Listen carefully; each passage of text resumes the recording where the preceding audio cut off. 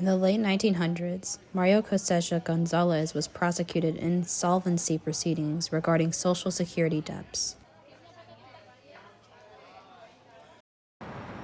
The issue was resolved. The case came to a close.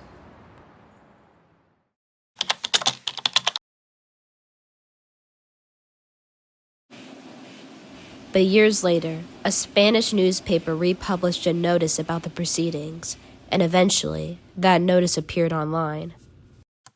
When Mario searched his name on Google, the article appeared as a top result, meaning a resolved debt from years ago has built him a digital identity.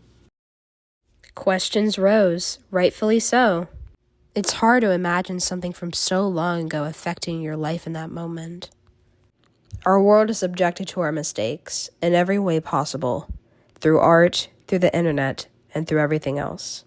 But what if there is a different way our mistakes are actually looked at, and we haven't even realized it? What if your past wasn't just remembered, but also ranked?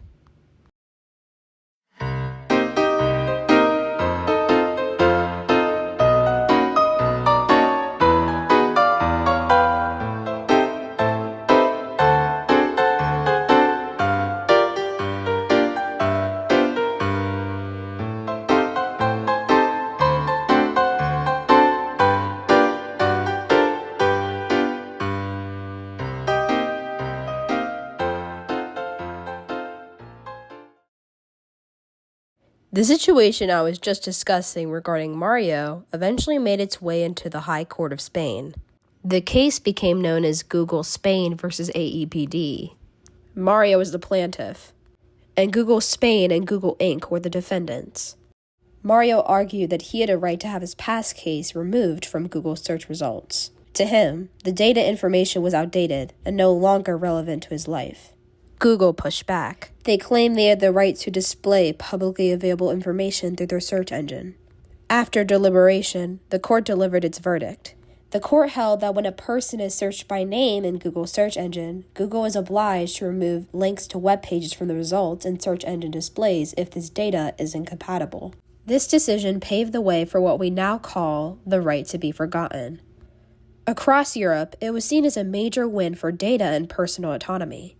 Eventually, this principle was codified into European law as Article 17 of the General Data Protection Regulation. Article 17 strengthened individual data rights by allowing people to request the removal of personal data that is no longer relevant or necessary.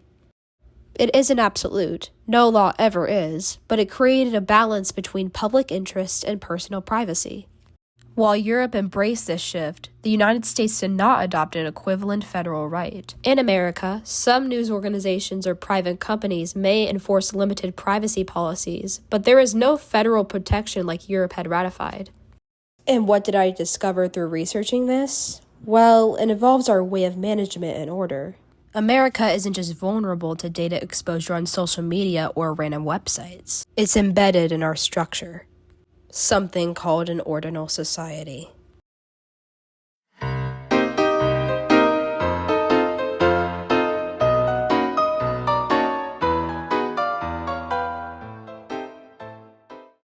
An ordinal society is defined as such: a modern social order in a country or region where people and activities are thoroughly measured, ranked, and classified through digital data, algorithms, and technological rating systems. We already live in fragments of this. Think of credit cards. Banks and financial institutions translate an individual's finance behavior into a single numerical ranking, which is called a credit score. That score then determines access to housing, loans, ownership opportunities, even employment in some cases. From there, individuals are sorted into hierarchies of economic trustworthiness. At the top, those with good credit. They have better access, opportunity, and privilege. At the bottom, those with lower scores, higher rates, fewer options, and limitations. If that example doesn't resonate with you, think of Mr. Steele's class if you're in AP World. Think of the cost systems. Then just literally slap a computer on it and numbers, and there you go. That's an ordinal society. Landlords and tenants are another example. Landlords increasingly rely on digital metrics and risk scoring to evaluate potential tenants. They search for the ideal renter using background checks, credit scores, and automated screening tool systems that claim to measure reliability. But as Alison Wallace explains, automated measurement systems can rationalize hierarchical structures, embedding moral considerations, and often disadvantage certain groups. Technological innovations have enhanced data collection and analysis. This shift has led to increasingly granular classifications of individuals based on digital social capital. When measuring these people, they accidentally classify them. They can unintentionally embed moral judgments into algorithms, placing individuals into categories that become difficult, almost nearly impossible, to escape. And in a society where your past is permanently archived, scored, and ranked, the concept of a clean slate slowly starts to disappear.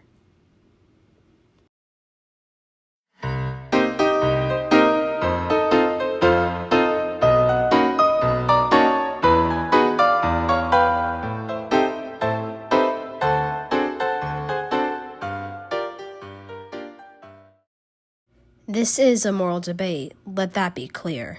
Some would argue that financial mistakes should remain documented, especially for landlords or homeowners. This stems from the logic of risk assessing and how it protects their property. In this logic, permanent documentation is necessary. If someone has defaulted on payments before, shouldn't that default be visible? Well, the right to be forgotten doesn't argue that information must be false in order to be removed. Like an analysis explains, such information need not in principle be contradicted by how a person is present for their claim of the right to be justified, nor need it be damaging to the claimant's material. Rather, the condition of outdatedness or irrelevance refers to the fact that the right scope is understood to be limited by a countervailing public interest in access to certain information. In other words, the information can be true. But that doesn't automatically mean it should define someone in every digital context forever. The key factor is balance. The right is limited by public interest, meaning it does not erase everything. But if the data is irrelevant or unnecessary, then the data will be deleted. And when we apply that to landlords and to the algorithmic screening they use, the issue deepens. The systems don't just sort information, they also rank them, which is an unhealthy motive. And as research has shown, these tools often prioritize characteristics associated with the ideal tenants, potentially excluding marginalized groups. Such biases are exacerbated by historical data reflecting existing inequalities. And this is the problem. If historical data already reflects inequality, discrimination in housing, income disparities, generational debt, and we feed that same data into automated systems, measuring the risk actually turns out to be causing the risk. We're taking past inequality and turning it into future exclusion. And yes, risk assessment does matter. But if mistakes are permanently documented and used, then what we call protection can quietly become permanent punishment. Especially when those mistakes occurred during unemployment, medical emergency, recessions, moments that do not define a person's character. The right to be forgotten does not demand that society ignore patterns of harm. It asks whether we allow outdated information to outweigh present reality.